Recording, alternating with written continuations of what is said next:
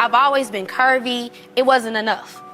You know what I'm saying? I thought I want to take it to the extreme, and I was like, you know, I'm having trouble with men right now. Maybe if I had a huge butt, I'd get even bigger love. Yeah. You know, so I thought that's what I did. I did teeth, I did butt, I did hips.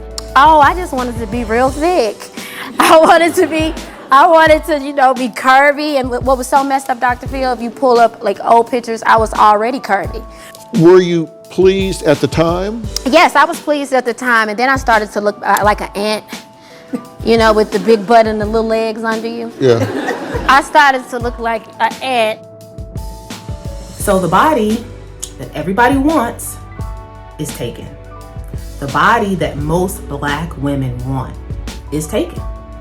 And I want to move this conversation beyond surgery, because it's really not about the surgery. It's more about the psychology. And the fact is that Black women's bodies have become a monolith. So there's a woman on YouTube who went viral. And she was one of the first women that talked openly about regretting her BBL. Her video is now up to 1.8 million views on YouTube.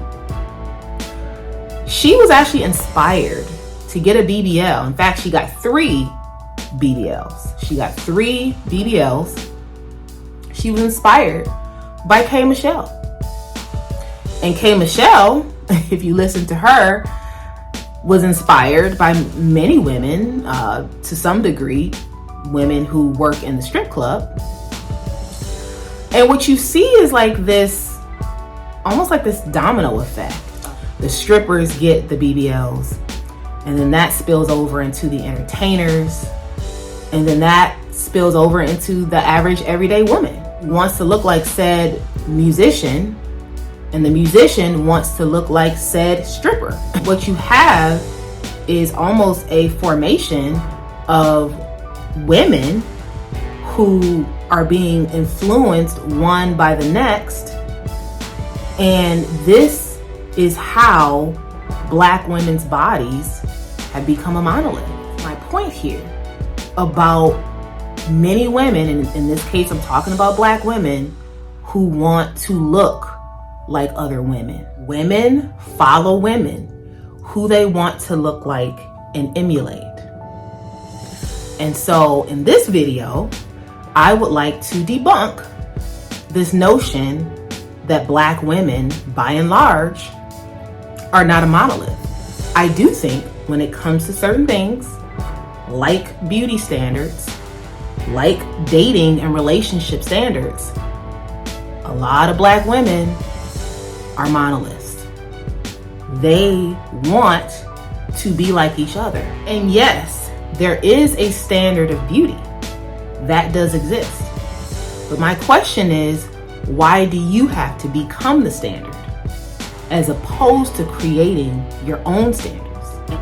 And I have become accepting of not being the standard. I have not went out to get any particular alterations to become that standard. Because the reality is, even when you meet said standard, there will be another standard or another trend. So there's even a particular story coming out of Miami. You all may have heard of a woman who had 5 children who died recently from getting a BBL. And one of the things I want to highlight with this is that the doctor who performed her BBL was not a surgeon. He was a doctor, but not a board certified plastic surgeon. And it was said that he performed, I believe it was 7,500, so almost 8,000 BBLs throughout the course of his career. And someone actually, shout out to Black and Invisible members, someone in the membership group posed a really great question. And this question was asking, you know, how many women in everyday life get BBLs? You know, how many women, because a lot of people say, I don't know anyone who have had this work done. So it seems like nobody is getting this. It seems like nobody is getting this surgery. But again, this particular doctor has performed almost 8,000, I believe it was 7,500 to be exact, BBL surgeries. Now, that's one doctor who is not even a plastic surgeon. So you do the math on that. If you think about how many doctors are in Miami, now we're just looking at one city. How many doctors are in Miami? How many plastic surgeons are in Miami? If you have one non-plastic surgeon doing, almost 8,000 BBLs in his career, that is a lot. That's a high number. And so you can only imagine that there are a lot of women who pursue the surgery. And again, it's not, my videos are not about, they're less about the surgery itself, more about the psychology. Because what I'm trying to examine here is why so many of us believe that we have to attain the look, and in many ways the trending look. Trends do die. The trending look that the next woman perhaps may have. And this even spills over to little girls. I'm a mom of a preteen, and so a few years ago there was a particular doll that was popular, and these dolls, although I appreciated the diversity in body type and the fact that many of the dolls were dolls of color, black dolls, brown, taking on the black and brown aesthetic, these dolls had BBL body types.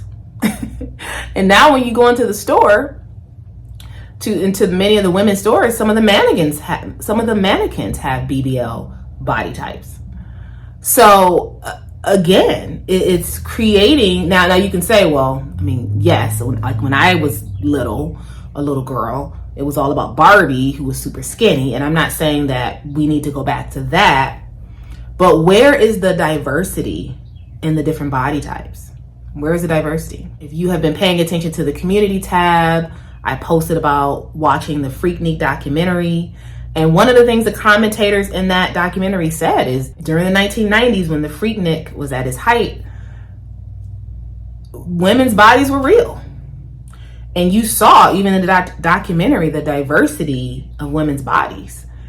And regardless of if the woman was super thin or medium size or maybe a little heavier, it appeared that there was, I guess, an acceptance or at least a confidence in that moment of how she looked, because what other options did women have in the 90s, right? Either you're going to lose weight or you're going to gain weight. You're going to work out and eat healthy, or that the options were limited. Surgery was not a thing. So that is one thing I can say I appreciated about the documentary, the Freaknik documentary. And also there's some other things I appreciated.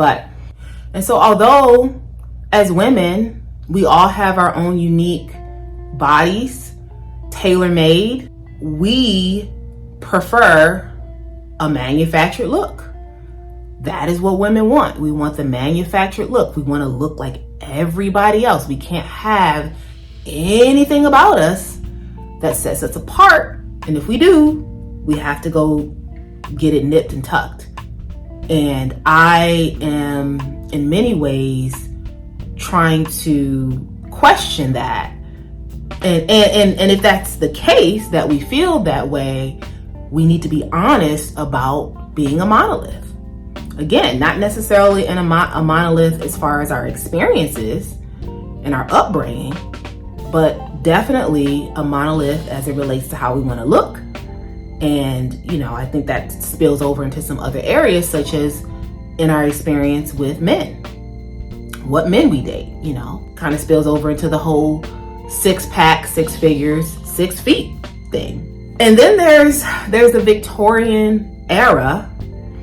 And if you look back to this time period, so mid to late 1800s, early 1900s, for the Black women who, I guess, perhaps had the means and they were in the situation to have certain clothes, you see that there was a standard of beauty that appeared to be more voluptuous. Women often wore corsets to sort of cinch in their waist, and then they wore all the padding, and so they had the big skirts.